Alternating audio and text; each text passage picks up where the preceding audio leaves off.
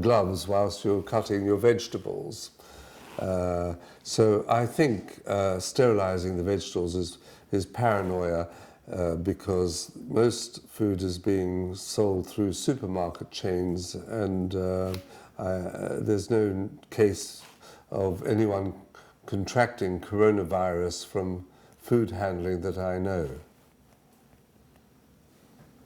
It's likewise with gloves and, with doorknobs and so on. Fine if you want to, but and that may help, but it's not essential. The virus can stay up to 72 hours if there's a fresh droplet on a metal surface. So that's the reason why gloves, masks, distancing are probably more important than sterilizing all surfaces all the time. Absolutely. So there's a lot of us that are sitting at home right now. We are self-isolating, we are sanitizing, we are washing our hands, we're doing everything right. But the question that's on many people's minds is that, for example, one does not get the virus now. We avoid getting infected now. We do everything in our power to do so. But what is the likelihood of being infected, let's say in the fall, or maybe in winter of next year, with the same coronavirus? Very unlikely, based on the behavior of other viral epidemics and pandemics. For example, the so-called Grapefruit pandemic between 1918 and 1920 killed 80 to 100 million people. It didn't seem to have returned. There was a second wave, but it didn't last more than 2 years. So, are we expected a second wave? And if so, will there be a natural herd immunity, if we go back to that term? More people will develop some sort of immunity to it, and they will not be so susceptible to COVID-19. Yeah. Well, if immunity within the population developed to a significant degree, there's perhaps 200,000 or 300,000 people or more that have probably developed immunity from subclinical and clinical infections then they are unlikely to be reinfected, and there's unlikely to be a second wave. And in any event, we don't know the behavior of the virus, but if it's like most viruses, it will, like the flu, just go away after several weeks to a few months. And right now, it might be a bit too early to tell, but do you think there are any lasting side effects to coronaviruses? No, I don't know of any cases of people who've had permanent brain damage, for example, except when they've suffered oxygen deprivation during the course of ventilation, but not directly from the virus. Serious lung damage with secondary infection by bacteria such as Staphylococcus can lead to permanent lung damage, but I don't know of any specific immunoinfective long-term side effects, consequences of having recovered or partly recovered from a severe coronavirus clinical illness.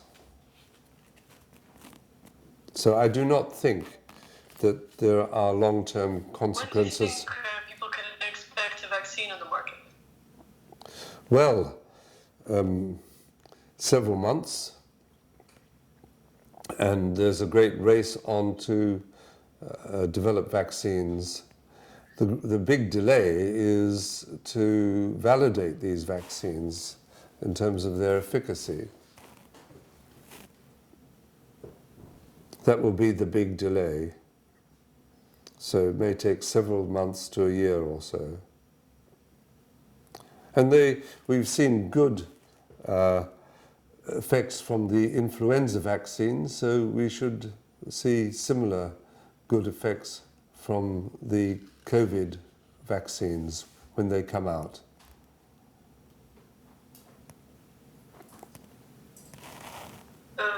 Sir, the connection broke up a little bit again. I'm just going to ask you that question, the last question, one more time if you don't mind. So when do you think we could see a vaccine on the market?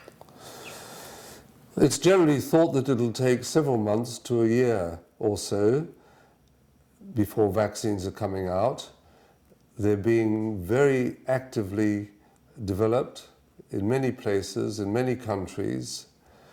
It's a question as to when clinical trials can prove their efficacy in humans.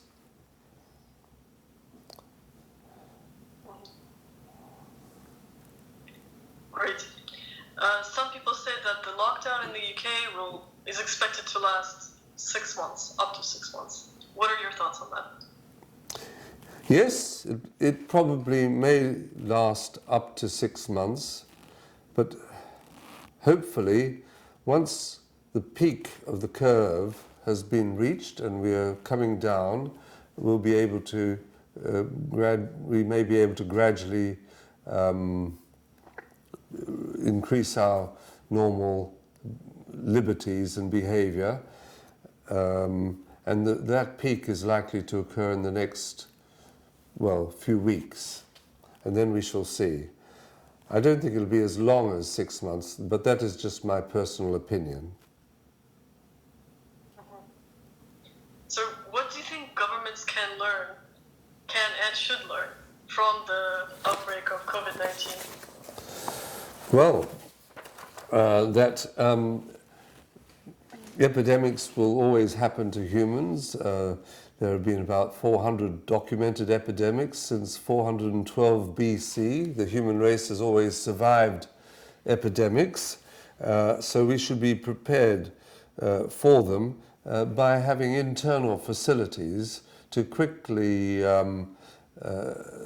expand our testing facilities. In this country, we did have that, but in the interest of efficiency, we cut it down to just 1 or 2 laboratories. So that has been a problem. Also, greater internal responsiveness to manufacturing protective equipment.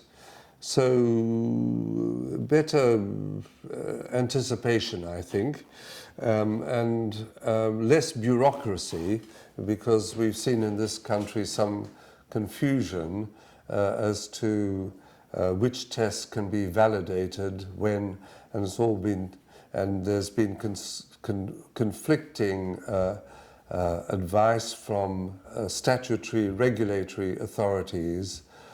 So we're getting it all together now, different departments getting together quickly and not working in their own silos. So that's my advice to governments, to quickly get together and expand one's capacity to deal with an epidemic through internal measures rather than trying to import quickly from other countries. Oh, okay. So are you generally optimistic or pessimistic about the outcome? Oh, perfectly optimistic. As I said, these things will blow over. There are many unknowns about the COVID virus, but remember, it is a virus, it's a respiratory virus, and we have a lot of experience from the common cold through to SARS and MERS, Middle East Respiratory Syndrome, Ebola, right through to the common, from the common cold to influenza. So it's not such a novel thing, except that we need to know more about the virus, I don't think it is too scary a situation, and we should all keep calm, eat well, sleep well, and build up our immune systems in various ways. Okay. I believe. Dr. John. Yeah, I believe the Russians take cows' bovine colostrum. Is that right? Can I ask you a question? They take cows what? Cow's colostrum, from extract from cow's milk, the early milk, which has got passive immune transfer factors. Let's tell you the truth. I mean, we do have quite a bit of fascination with dairy products and using a lot of milk biotic, but... Well, possibly that's why you have such a good track record with this virus. Can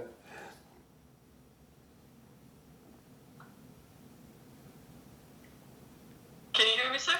Yes, I said possibly that is a reason why Russia has been so fortunate compared with other countries. Perhaps. That could be it. Yes. That could be it. All right. Well, Dr. Thank you very much for taking the time to speak to us, and please stay healthy and good luck with all your work. Thank you very much. Goodbye. Bye.